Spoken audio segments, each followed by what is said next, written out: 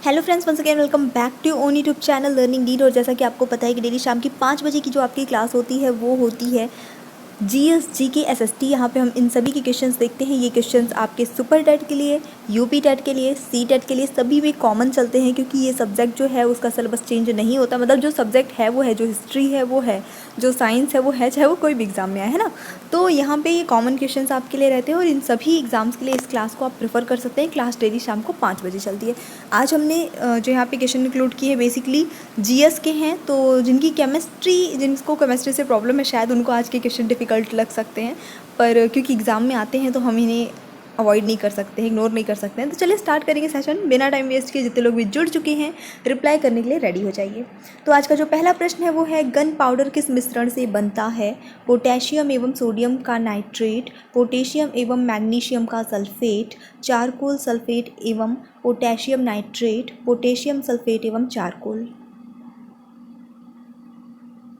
तो यहाँ पे जो सही आंसर होगा वो हो जाता है आपका option number C, charcoal sulphur एवं पोटेशियम नाइट्रेट से गन पाउडर बनता है। इसको आपको याद कर लेना है। नेक्स्ट देख लेते हैं। वह वैज्ञानिक जिसने रेडियम की खोज की बहुत ही प्रसिद्ध हैं? Benjamin Franklin, madam Curie, Irene Curie या फिर जॉन डाल्टन। आज मेरी वॉइस आपको थोड़ी सी लो लग सकती है एंड उसका जो एक जेन्युइन रीज़न है वो हम बाद में बताएंगे। तो अभी इसको देख लीजिए। सो करेक्ट आंसर इस क्वेश्चन के लिए जो हो जाता है वो हो जाता है आपका option number B, madam Curie ने रेडियम की खोज की थी। और ये बहुत ही प्रसिद्ध प्रश्न है और आई थिंक सबको पता भी होगा। मोबाइल फ़ोन बैटरियों में निम्नलिखित में से कौन सी एक धातु मुख्यतः उपयोग में लाई जाती है? कॉपर, जिंक, निकेल या लिथियम। सभी के पास मोबाइल है, उसमें बैटरी भी होती है, उसमें एक धातु जो है मुख्यतः उपयोग में लाई जाती है। तो सही आंसर होता है इस क्वेश्चन के लिए आपका ऑप्शन नंबर डी, लिथियम, यहाँ पे करेक्ट आंसर हो जाएगा। नीली ज्वाला के साथ जलने वाली गैस कौन सी है? यानी गैस जब वो जलती है तो जो ज्वाला निकलती है वो नीले रंग की निकलती है। हाइड्रोजन, नाइट्रोजन, कार्बन मोनोऑक्साइड या फिर कार्बन डाइऑक्साइड। और इसका जो करेक्ट आंसर है वो हो जाता है आपका option number C, carbon monoxide. और इसका जो मेन सोर्स है, जो ये व्हीकल्स चलती हैं, गाड़ियाँ चलती हैं, इसका मेन सोर्स है। और ये एक तरह का एयर पॉल्यूटेंट है, यानी कि वायु प्रदूषक भी हम इसे कह सकते हैं। तड़ित के कारण, तड़ित मतलब होता है लाइटनिंग, जो आपकी बिजली चमकती है वो। तो इसके कारण निम्न में से कौन सी प्रतिक्रिया होगी, कौन सा रिएक्शन होगा? हाइड्रोजन एवं ऑक्सीजन मिलकर पानी बनाती है जो वर्षा बन जाती है। पानी का ठोस रूप वाष्प अवस्था में बदल जाता है। नाइट्रोजन एवं ऑक्सीजन की प्रतिक्रिया से नाइट्रोजन के ऑक्साइड बनते हैं। या फिर नाइट्रोजन और हाइड्रोजन तेजी से प्रतिक्रिया करके अमोनिया बनाती है।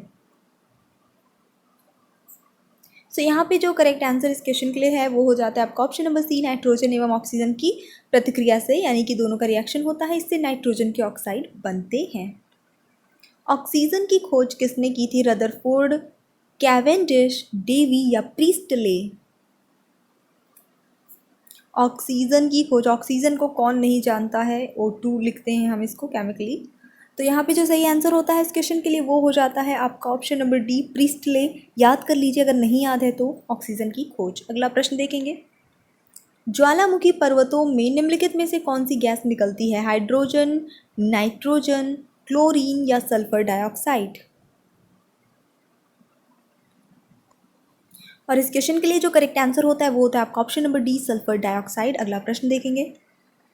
अस्पतालों में कृत्रिम सांस के लिए प्रयुक्त ऑक्सीजन निम्न गैसों का मिश्रण होता है?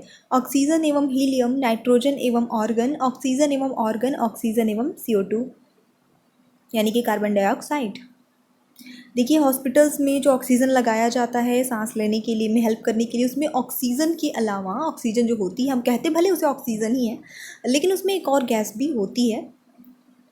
तो सही आंसर होता है उसमें हीलियम होती है। आपका ऑप्शन नंबर ए सही हो जाएगा, ऑक्सीजन एवं हीलियम। सोना किस अम्ल में घुल जाता है? कौन सा ऐसा एसिड है जिसमें सोना जो है वो घुल जाएगा? नाइट्रिक एसिड या हाइड्रोक्लोरिक अम्ल, सल्फ्यूरिक अम्ल या अम्लराज।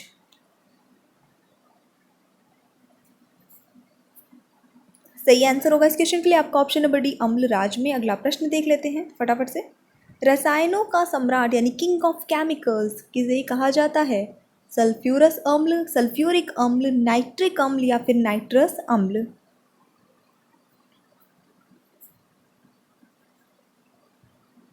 सो यहाँ पे जो करेक्ट आंसर है इस क्वेश्चन के लिए वो हो जाता है सल्फ्यूरिक अम्ल यानी कि सल्फ्यूरिक एसिड। तो इन्हें जो है रसायनों का सम्राट या फिर किंग ऑफ केमिकल्स कहा जाता है। ठीक है, H2SO4 इसका केमिकल नेम हो जाता है, आई मीन फॉर्मूला। ग्लास या कांच किस में घुलनशील होता है? फटाफट से ऑप्शंस देख लीजिए। कांच, देखिए अभी हम लोगों ने देखा कि सोना जो है वो किस में घुलता है, अब यहाँ पे क्या है कि कांच जो है वो किस में घुल जाता है।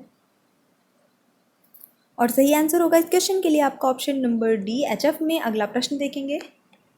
जब पेट्रोलियम को गर्म किया जाता है तो सर्वाधिक मात्रा में निकलने वाली वाष्प होती है कौन सी? पेट्रोलियम को गर्म करने में सबसे ज़्यादा जो वाष्प निकलती है वो कौन सी होती है? कैरोसिन, साइमोजिन, वैसलीन या पेट्रोलियम ईथर? और सही आंसर होगा इस क्वेश्चन के लिए आपका option number D, petroleum ether. बढ़ेंगे अगले प्रश्न की ओर। ये प्रश्न बहुत ही व्यवहारिक है, तो देख लीजिएगा। दाढ़ी बनाने के बाद चेहरे पर जो घोल लगाया जाता है, एक लिक्विड टाइप का सब्सटेंस होता है, मतलब प्रोडक्ट होता है जिसको दाढ़ी बनाने के बाद फेस पे लगाते हैं। तो इससे क्या होता है, चेहरे में ठंडक महसूस होती है। इस घोल में ये गुण किस यौगिक की उपस्थिति के कारण आता है, यानी कि इस घोल में ऐसा क्या होता है जिसकी वजह से ठंडक महसूस होती है? Ethyl alcohol, methyl alcohol, salicylic अम्ल या फिर इनमें से कोई नहीं? And the answer is option number A, ethyl alcohol. ये इसका करेक्ट आंसर हो जाएगा। इथाइल एल्कोहल की उपस्थिति के कारण एस्ट्रीजेंट, समझ गर्ल्स को पता होगा एस्ट्रीजेंट के बारे में, वो भी वही चीज़ है एक तरह से, उसमें भी ये चीज़ होती है।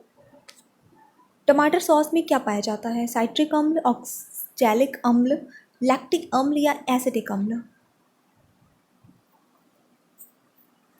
तो साइट्रिक अम्ल पाया जाता है टमाटर सॉस में, टोमेटो केचप में। मानव निर्मित प्रथम कृत्रिम रेशा था कौन सा? Rayon, nylon, polyester, terricot? यानी कि पहला आर्टिफिशियल फाइबर जो था वो कौन सा था? ये 8th क्लास की बुक की सारी चीज़ें हैं, कुछ ऐसा बड़ा नहीं है। हमेशा मैं सजेस्ट करती हूँ कि अगर आपकी इंग्लिश अच्छी हो तो आप CBSE स्कूल्स की बुक ज़रूर पढ़िए, साइंस वगैरह की। बहुत एक्स्ट्रा नॉलेज, मतलब जितना NCERT में है वो रहता है, प्लस हर चीज़, कुछ चीज़ों के बारे में एक्स्ट्रा भी उसमें दिया रहता है। और अगर नहीं है इंग्लिश उतनी अच्छी तो कोई बात नहीं, फिर आप तो NCERT तो पढ़ ही रहे हैं। तो चलिए देख लेंगे यहाँ पे सही आंसर क्या होता है। इसका सही आंसर होता है आपका option number B, nylon. Actually nylon जो नाम पड़ा है वो दो शहरों के नाम पे पड़ा है। NY से हो गया आपका न्यूयॉर्क, और LON से हो जाता है लंदन। तो क्योंकि इसका जो निर्माण है वो वहीं पे हुआ था सबसे सर्वप्रथम, तो इसका नाम नायलॉन पड़ा है। न्यूयॉर्क एंड लंदन इसका जो है फुल फॉर्म हो जाता है नायलॉन का एक्चुअली में। ठीक है, और ये सारी जानकारी NCERT की बुक में अवेलेबल नहीं है, बट CBSE की बुक में एक्स्ट्रा में दिया हुआ है।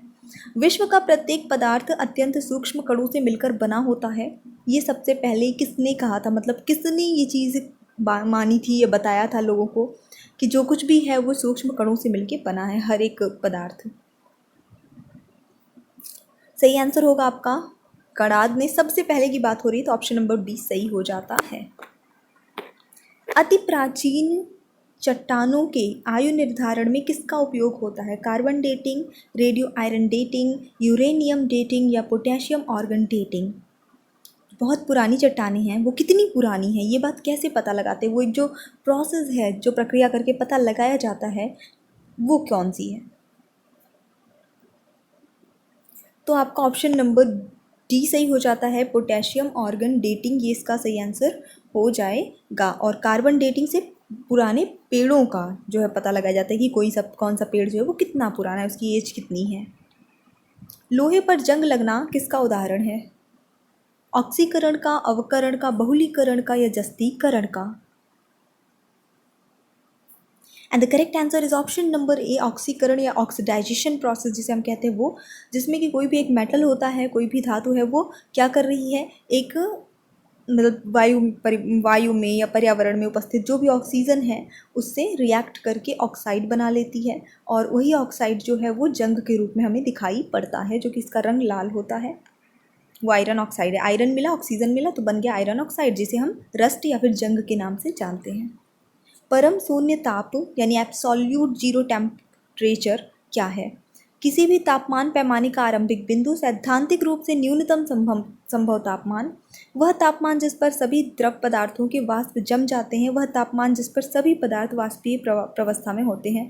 क्वेश्चन ऐसे ही आते हैं एग्जाम में, ना ही इतना डिफिकल्ट, देखिए कोई भी पेपर हो उसमें 2-4 क्वेश्चन बहुत डिफिकल्ट आ सकते हैं, बट बेसिकली इतना भी डिफिकल्ट नहीं आता कि पूरा पेपर का 100% क्वेश्चन ऐसा आ जाए कि दूसरी दुनिया से आ जाए, और ना ही इतना ईजी आता है कि बच्चों वाली चीज़ है। एक बैलेंस्ड पेपर आपको मिलता है और उसमें क्वेश्चन आपको ऐसे ही होते हैं। तो चलिए देखेंगे सही आंसर क्या होता है। इसका ऑप्शन नंबर बी सही हो जाएगा। सैद्धांतिक रूप से न्यूनतम संभव तापमान को हम परम शून्य ताप कहते हैं। और इसी के साथ हमारा लास्ट प्रश्न और एक छोटी सी रिक्वेस्ट भी कि प्लीज़ वीडियो को लाइक करिएगा, शेयर करिएगा, चैनल पे न्यू है तो सब्सक्राइब ज़रूर करिएगा। जिस न्यूनतम ताप पर कोई पदार्थ जलना शुरू कर देता है ना, दहन की प्रक्रिया शुरू हो जाती है, आग पकड़ लेता है, उसे उस पदार्थ का क्या कहते हैं? ऊष्मीय मान, ज्वलन ताप, कैलोरी मान, या इनमें से कोई नहीं?